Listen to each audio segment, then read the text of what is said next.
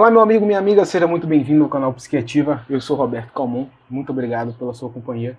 Agradeço pelos inscritos, muito obrigado realmente. Vocês estão dando feedback muito bom no canal.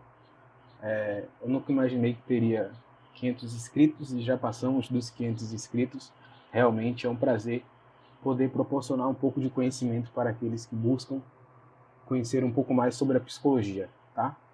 Nesse canal não vou postar somente conteúdos voltados para a análise do comportamento, e sim o que engloba também outras psicologias, né?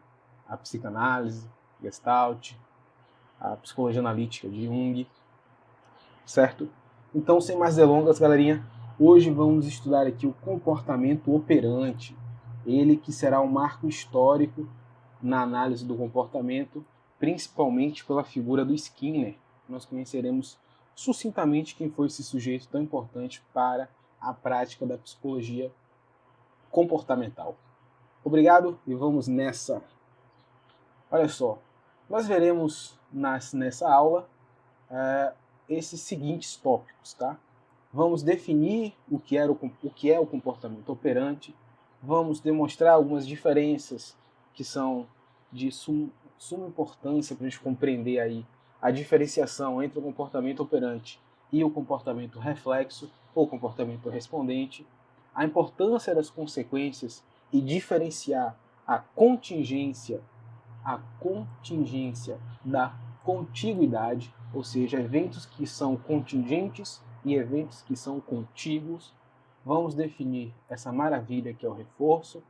Nós vamos definir também a diferenciação entre naturais e arbitrários, alguns efeitos que o reforço terá na suspensão do reforço ou na apresentação de um reforço, tá certo? Características desse reforço e um conceito importantíssimo dentro do comportamento operante, que é o da modelagem.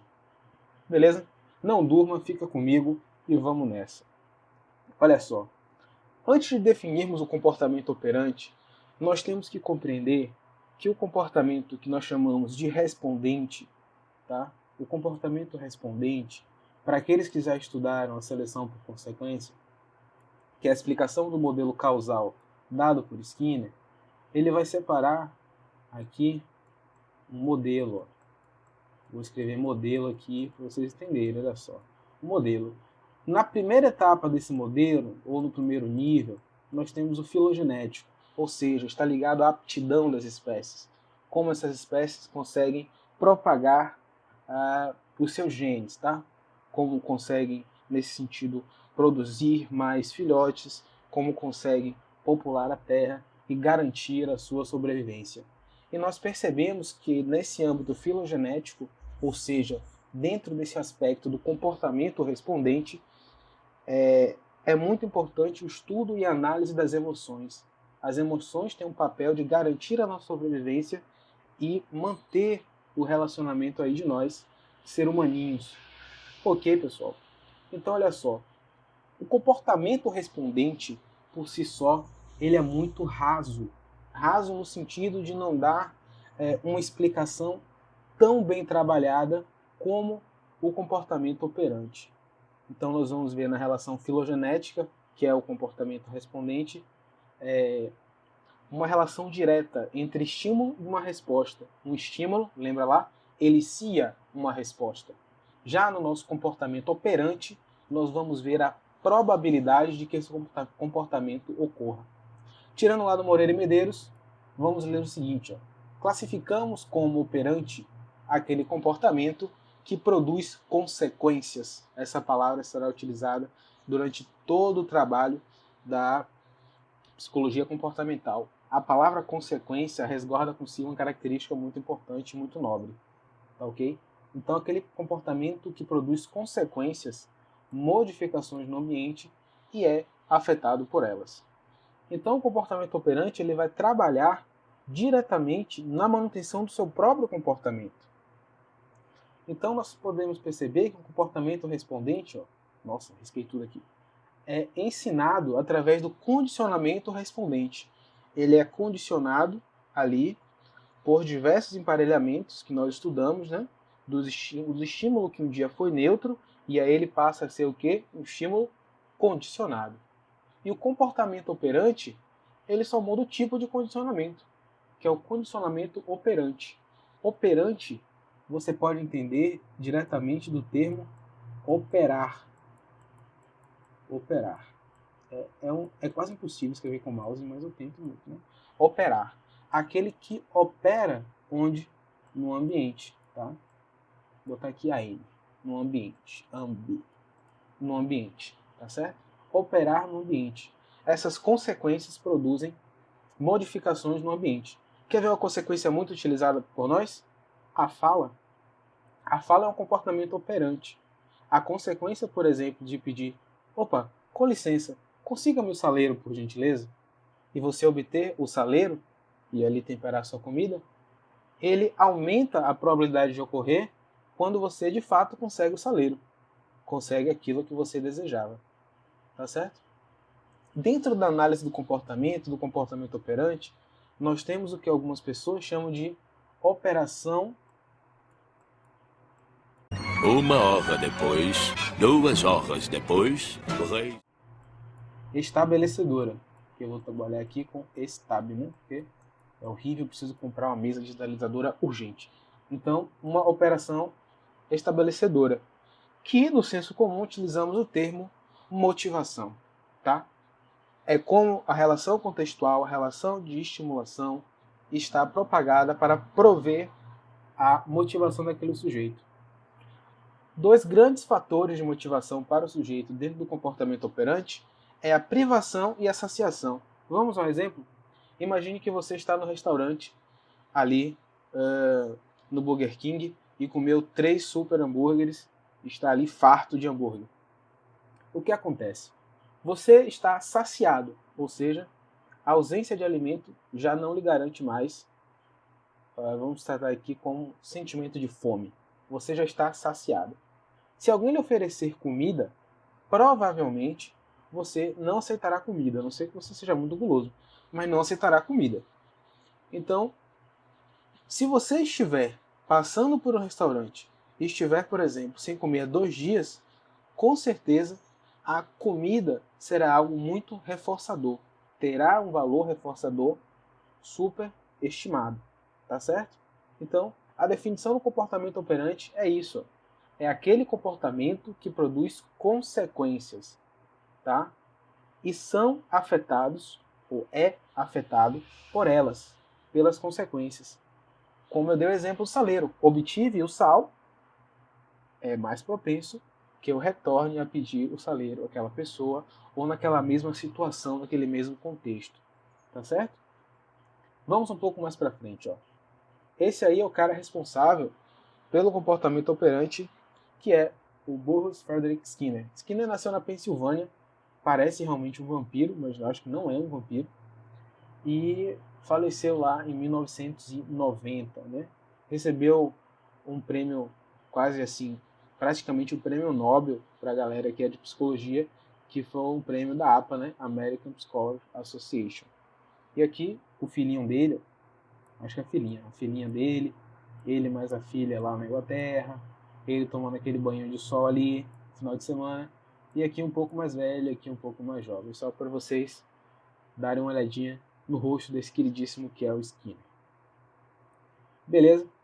Agora eu trago para vocês algumas diferenças entre o comportamento operante, tá?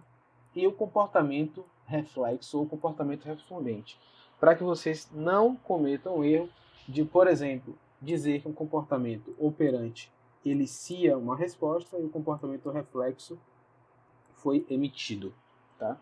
Então, olha só. O comportamento reflexo, como eu falei, ele tem uma relação direta, ó, com a aptidão da espécie.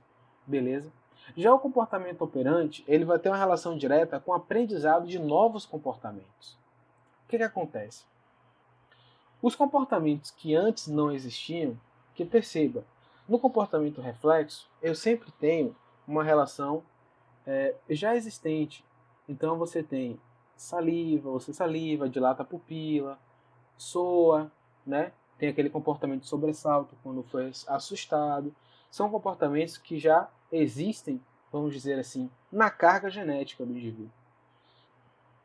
você já tem aquele comportamento registrado na sua espécie. Já o comportamento operante, ele galga novos comportamentos, tá certo? Que são ali produzidos, a gente vai aprender isso lá no conceito de modelagem, por reforçamento diferencial por emissões sucessivas, né? É o reforço diferencial. Quando você seleciona determinadas consequências que serão reforçadas, tá certo? Vamos ao exemplo. Um comportamento operante, por exemplo, de apertar a campainha. Eu não tenho esse comportamento na minha carga genética. Você não vê um indivíduo da mesma espécie, na mesma idade, no local, tentando apertar uma campainha. Isso é ensinado, né? É ensinado através de suas consequências. A consequência de apertar a campainha é chegar a alguém, é você chamar alguém, é você ter acesso a alguém. Beleza? No comportamento reflexo, olha só, o ambiente altera o organismo. Nós estimulamos, o quê? O comportamento respondente, nós estimulamos a relação ambiental. E a resposta será uma resposta ao organismo. O organismo terá uma resposta. Lembra da gotinha de limão? Goteja uma gota. Goteja uma gota foi ótimo. Como você é burro, que coisa absurda. Isso aí que você disse é tudo burrice. Coloco uma gota de limão na boca e eu automaticamente elicio a resposta de salivar. Salivo. Se eu elevo a temperatura de um ambiente, automaticamente eu começo a suar. Já no comportamento operante, olha o que nós vamos ter. A resposta é dada pelo organismo e a consequência é gerada no ambiente. Olha só, essa consequência no ambiente às vezes gera alguns equívocos. Veja bem, a consequência no ambiente, esse ambiente não é só, olha que legal, esse ambiente não é só um ambiente ali, uma casa, um camping, um ambiente externo. Esse ambiente pode ser outra pessoa. Esse ambiente pode ser, por exemplo, a pessoa que eu pedi o saleiro. Não deixa de ser uma modificação, uma consequência ambiental. O ambiente é o comportamento da outra pessoa, tá bom? Então, para que não fique aí destoante. Olha só, um estímulo, nós aprendemos que ele elicia uma resposta. A resposta é eliciada pelo estímulo. E o organismo, ele emite uma resposta. Olha só o que eu coloquei aqui, provavelmente, tá bom? Ele emite uma resposta. Quando nós formos estudar o que a gente chama de análise dos três termos, né? Análise funcional dos três termos, onde nós vamos ter aqui, podemos tratar como um SD, olhe traço, uma resposta e uma consequência. Esse SD vai propor que essa resposta possa ocorrer. Provavelmente emite uma resposta. A única certeza é a da consequência, tá certo? O comportamento operante, com toda certeza, terá uma consequência. Mas esse SD, que é a relação contextual, provavelmente, porque isso aqui não é uma seta, tá vendo? Essa é a importância da diagramação do comportamento operante, nesse caso aqui dos três termos. Ele lhe dá uma característica de probabilidade de que esse comportamento ocorra. Comportamento pode ser entendido aqui tanto como resposta como comportamento. É a mesma coisa. Beleza, galerinha?